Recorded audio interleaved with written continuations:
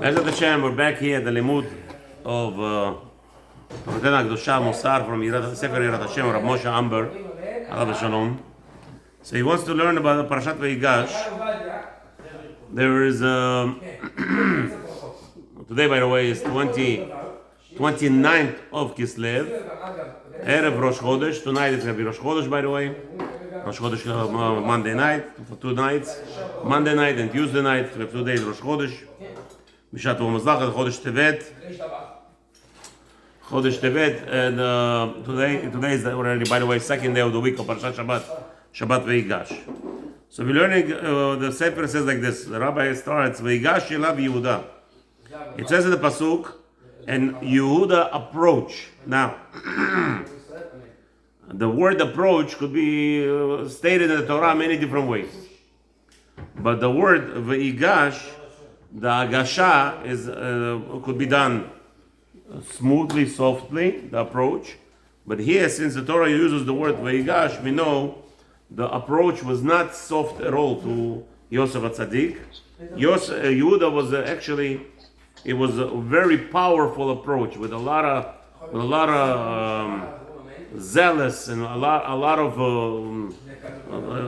as to say, like you know what, Mister, I'm gonna take your head off. This approach that Yehuda approached Yosef was not a simple approach. And the Rabbi is going to now tell us that there is some connection to what exactly transpired between Yosef and the brothers 22 years ago, and to what happening right now with Binyamin. So the Rabbi says like this: Yadua sheparasha kodemet mistayemet beparashat hagviyah.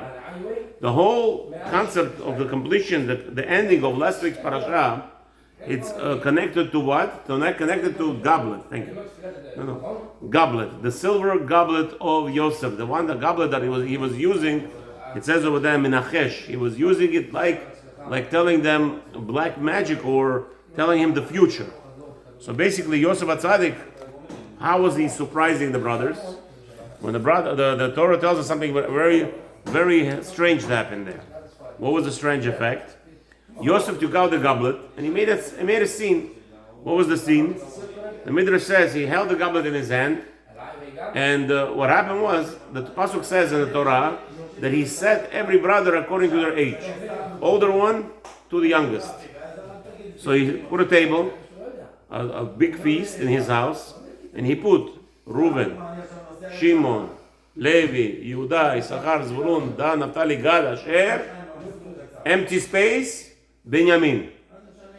And he says, this is how the brothers sit. This is how they sit in their house, by the father. When you have guests, by the way, right? Many people make a big mistake. They put their children behind the guest. They put the guest closer to him. And let's say if you have a table, you sit in the middle, right? The head table. On the left side, you have always the boys. On the right side, you have the girls or your wife. So you have guests. You have older guests. So obviously, you're not going to put your guests in the back. It's not kavod. You're going to put your guests in the front. But what's the problem? What's the outcome out of that? If your wife stays in the right, the problem is what? Your children are worth less than the guests that you have. So in my house, what we do is we put on the left side the guests. They're sitting in a row. And my wife, I say with all the respect, I love you, but you got to go back. My wife goes to the back and my boy's sitting on the right side. So my boys are always close to me, to show the respect to the boys as well. And okay, so that one Shabbat, the wife, my wife is very upset many times. Oh, I want to sit next to you. I said, Rebbitzin, we have children here. Not every time we could have this comfortability, enjoying. I never said to my wife, I should say, I'll miss you. You're like, yeah, go sit in the back. No, but the kavod of children, the loss is much greater. If a person does that, he's showing to his children that that he doesn't, chas v'shalom, honor them. So like this, by Yaakov also, Yaakov sat on a table. On the left side would sit all his sons. On the right side would sit, obviously, the ladies, the wives of each boy. That was the common way. So now, what was the strange thing that Pasuk tells us? The Midrash explains, he used this goblet, the silver goblet, and he says, here is the boy that's missing. Okay? Joseph. Yosef that's missing, right? It says Yosef, I'll sit here. And the Pasuk says very strange. They were all amazed. They were all surprised. Who said I see there? Yosef. But he's in Egypt. No, they're all sitting now. I'm not talking to myself, am I? No. Okay, I told you that he made a scene. He made them all sit. They ate lunch in his house, right? They came to eat lunch in his house. So he put all the brothers together, and I said Reuben, Shimon, and then the last one Binyamin, and one space he left empty. Then Yosef came and sat on that space, telling the brothers what? Essentially, I'm Yosef. I'm Yosef. And not just that. If you take a look at Yosef and Binyamin, copy each other. They're like twins, coming from the same father and the same mother. They look exactly alike. And the Apostle tells us they were tamua, they were surprised. What are you surprised about? So we said on Shabbat that when a person does bad things, when he doesn't listen, like today, the most of the world today doesn't. What do they say? They come into Jewish people who talk the truth. They call them conspiracy theories, right? Conspiratoring. What is this? They say that why is this conspiratia? It's the same thing the brothers did. Yosef said, I'm going to be the ruler of the world. And they told him, Ata conspirator. You're a conspirator. You're a conspiracy theory. Remember 22 years ago. Okay, we're going to sell him now. Let's see this conspiracy. We're going to sell him now and we'll see what happens to his dreams, right? So now Yosef is sitting there without telling them. He's telling them, Rabbi Yosef. And they see it's Yosef sitting next to Binyamin. He already knows. They don't know who is that. They see Yosef sitting next to Binyamin. But listen to me what I'm saying. Midrash אומר שיוסף היה The נראה Pasuk כמו says, אברהם. forget about Midrash. The Pasuk says something strange happening. Look at this. The Pasuk says in Parshat Vayetzeh, right? It says over here, not Vayetzeh, Meketz. The Pasuk says like this. What's the words? Okay, it says like this. Shalom לשלום, ויאמר השלום אביכם, okay? ויישא עיניו, וישימו לו לבדו ולהם לבדם, okay? וישבו לפניו הבכור כבכורתו. And they said before him, this is Pasuk Lamed Gimel, right? Which perek? Which perek? 1 second, I'll tell you. Let me see if this Chumash says which perek. Perek Mem Gimel. Chapter 43, Pasuk Lamed Gimel, okay? It says like this. Zohar, are you there? Zohar. Okay, he's there. וישבו לפניו, וישבו לפניו, and they said before him, הבכור כבכורתו, older according to the oldest, והצעיר כצעירתו. So they said, Reuben, Shimon, Levi, according to the age. ויטמאו האנשים איש אל רעהו. And they were all like this. What's going on? And he's looking at this at the Giviyah, he's looking at this in this goblet, and he's telling them, and I'm going to sit over here in the place of Yosef. And the brothers were all with awe. They were sitting with shock. My woman's in shock. Okay? Amen. So the Chachamim tell us what's happening here. This is the world today.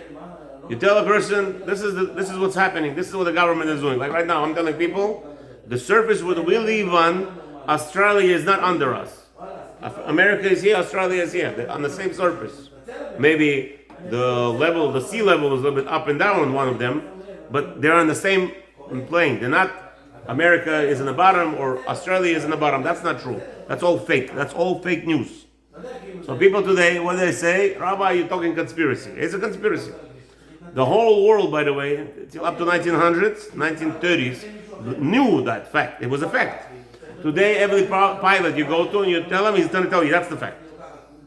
The simple way you know that it's not true what they're saying, that the world is round, that where we live in, very simple.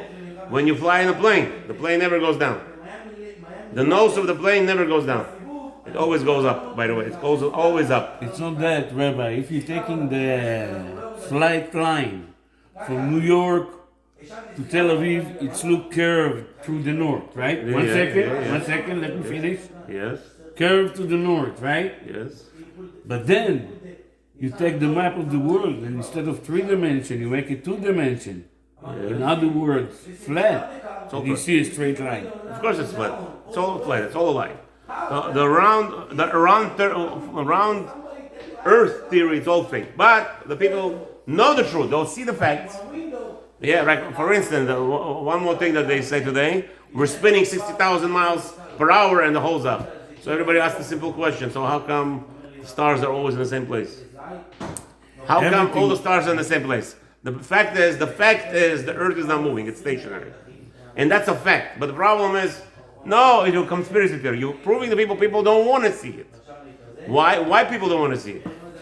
The reason that Chazal tells us very simple. This is the mentality of a human being. You have 10 brothers sitting, and they committed murder. According to them, they have committed a mitzvah. They took Yosef and they're going to kill him. It's a mitzvah. What's the mitzvah? Somebody's coming to kill you. Kill him. So they felt they did a mitzvah. So if they did a mitzvah, why would they say they're wrong? That's why it says that they were perplexed. With Ma'amu means perplexed. They were like, what's going on here? Who is this guy? He looks like it's their father. Exactly copy of Yaakov Avinu. Exactly copy of Binyamin. This is not nobody but Yosef. And yet, what did they come here for? They came here to find Yosef. Where? The Midrash tells us that they came to find Yosef in Beit Zonot. Because what he was doing when he was in Yaakov's father's house, he was making himself beautiful, right? So they did not want to see the truth. This is a special liquid that we have in our brain that blocks us from seeing the truth not because we are unable to, because we don't see the truth, because we don't want to see the truth. That's what happened to the left. That's right. That's what it is. This is not just now. This is even then. So, however, Yehuda is coming here and he wants to fight with Yosef. He says, I don't understand you. You're telling me this Giviyah, this silver goblet, right? That this tells you the truth. What's not truth, what's truth, right? So how come it doesn't tell you the truth that we're not spies? It says like this. ידוע שפרשה הקודמת מתארת בפרשת רבייה, אז זה ניגש יהודה להתווכח עם יוסף, ולהוכיח לו שכל עניין גניבה על גבייה היא עלילה אחת משורשת העלילות הקודמות. He says, this whole, what you're coming here, you're blaming us with this stealing of this silver goblet, this whole gabiyah, it's all fake, just like from the beginning. What are you talking about? כעניין מרגלים אתם, just like you told us we're spies, לרגל את הארץ הקדומה, we came here to spy on the land, והנח להם לישראל אם לא נביאים הם, בני נביאים הם. And it says over here that it's true that Judah, what was Judah talking about? Like this, he just adds over here that we have always been blessed with the keen of future. The Jewish people have always a glimpse of future, and sometimes we talk things we don't even know what we're talking about, but it's actually the HaKadosh Baruch Hu is talking through us, Ruach HaKodesh. So it says over here that Yaakov Avinu, Yehuda was talking that Giviyah she'izkir Yehuda shehu rak alila. Yehuda says this whole goblet was just a reason to jump on them. What's the truth about in his words?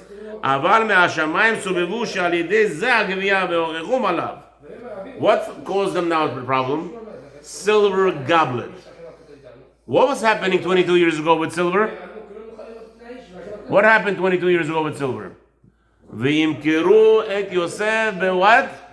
20 silver coins. So HaKadosh Baruch Hu was actually tackling Yehuda and Yosef and his brothers. Why you have a problem now? Because of the silver? Which silver? Not because of the silver goblet that you stole now, but the real silver that you stole. You sold Yosef for 20 silver coins. Well, now HaShem is hinting to them because of this silver. Not silver today, but the silver of 22 years. Now you're having a problem. נתכפר להם בקמיצת בעוון ומכירת יוסף וצער רבים שנצטער עליו במשך 22 שנה ולכך נתכוון יוסף הצדיק עליו השלום. And what's happening here? Yosef HaTzadik is this whole maaseh. What's happening is to make the brothers do tshuva. Don't think about the silver today, but reality from the first silver that started this whole headache. This whole headache, instead of returning Yosef's life to their father, you sold him for 20 silver coins. Now you're going to get into more troublesome, and the starts of this parasha with this connotation that everything in this world, what not to forget, anything happens to us in this world, it's what we did previously And HaKadosh Baruch Hu is just reminding us, because many times we do things that we think it's a mitzvah, in the end it was Avirah, and HaKadosh Baruch Hu doesn't know how to talk to us because He wants to talk to us, we don't want to listen to Him. So what does He do? He's misovev, He makes things around this world revolve, and if you pay attention to what's happening to you, you'll recognize it's from something that you did before. Baruch Adonai Olam, Amen. Amen.